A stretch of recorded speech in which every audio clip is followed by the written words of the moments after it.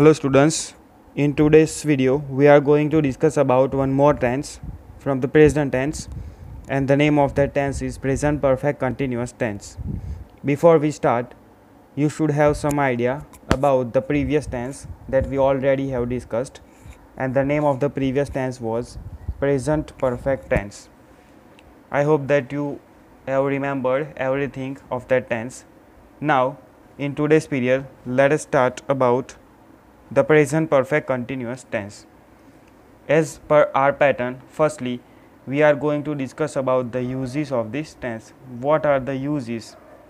When do we use this tense? So simply there is only one use of this tense. This tense is used to describe those actions which were started in the past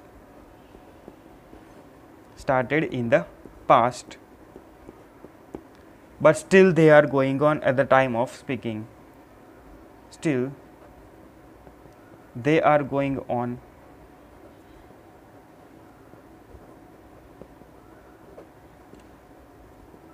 at the time of speaking.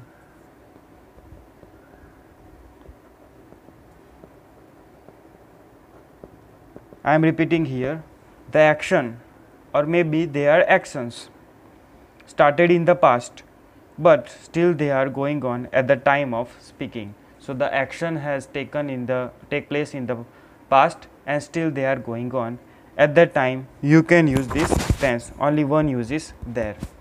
Now let us come to the structure. You all know that in order to make any sentence, what do we need? That is subject, verb, object and other words. Likewise here we also have to use the same things, but the structure is quite different.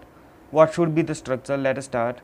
First of all, to make any affirmative sentence, the subject should be there. First of all, the subject will be there. Then after, have or has will be there. Now you all know that when to use have and when to use has. Then after, we have to put been, which suggests that it is the perfect tense. This is the perfect past participle, you can say that, of am, is, are. Then after, we have to put verb with ing form. Why? Because it is continuous tense, that's why. And then after, we have to put other words. Again I am repeating, subject have or has regarding the subject plus been plus verb with ing and other words. Now let us come to some suggestive words from which you can get some idea that the given sentence is of this particular tense. So which are the suggestive words? So here only two words are there. First one is since and second one is for, which shows the time. These both words shows the time, but there is a little difference between them, when to use since and when to use for. Let us see the difference. Since, if you are sure about the time, how? For example, I have been living in Anand since 2000. It means I am sure that I am living in Anand since this year. So at this time I can use since. So when to use for? If you are not sure about time, at that time you can use this tense. So it simply means that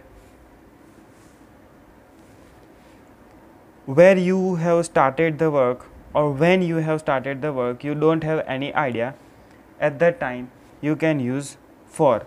For example, we have been watching this movie for last 1 hour. It means maybe the action was started before 1 hour or more than 1 hour. So at that time you can use for. Okay, so this is the difference between since and for. Now let us come to the sentences. The very first one, starting with I have been teaching English since last week. In this example, you can see that the teaching of English was started in the last week and still it is going on. That's why I can use this tense here. I have been teaching English since last week. I am sure about the time. That's why I have used since. Second one, Dhara has been reading the book for last 1 hour. Here your subject is Dhara, third person singular, that's why has been reading the book for last 1 hour. It means the action was started about for last 1 hour, and that's why we have used here for. Let us come to the third one, third sentence. We have been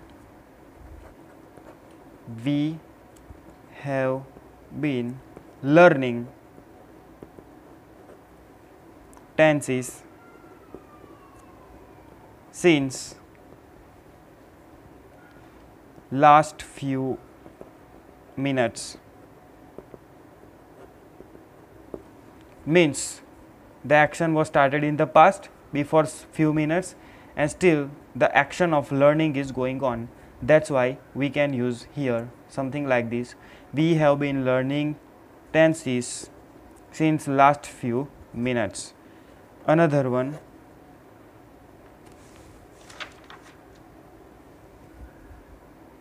the bird has been flying in the sky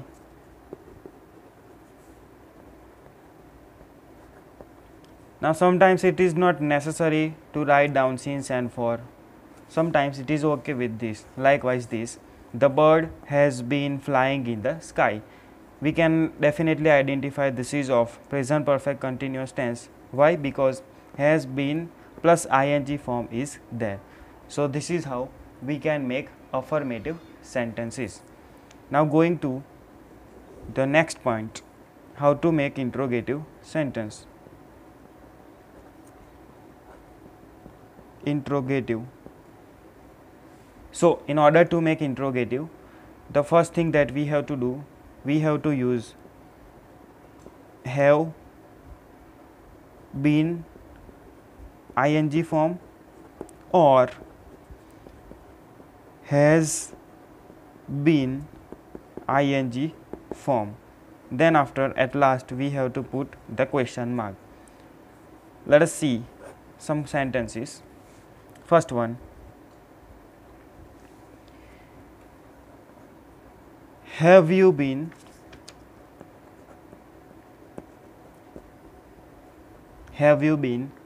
reading this book? Reading this book for last 30 minutes.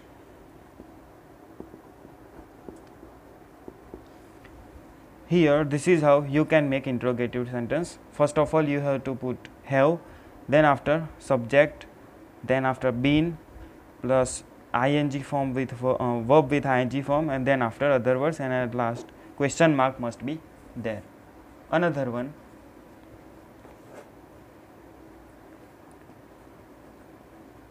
has Ramesh been going to market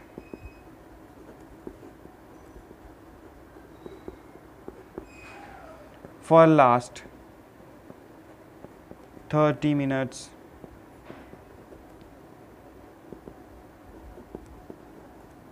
Question mark.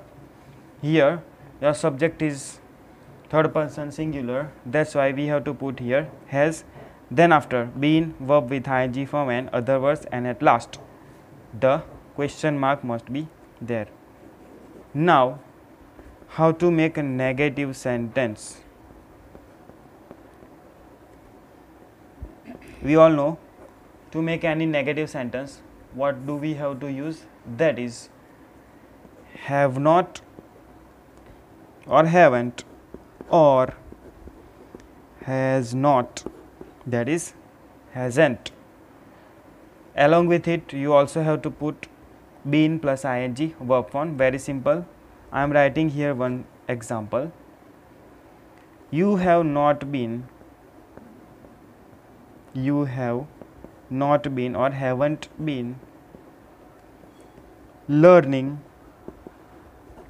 Sanskrit. This is your negative sentence. You haven't been learning Sanskrit. Why? Because you are learning English, that's why. Second one,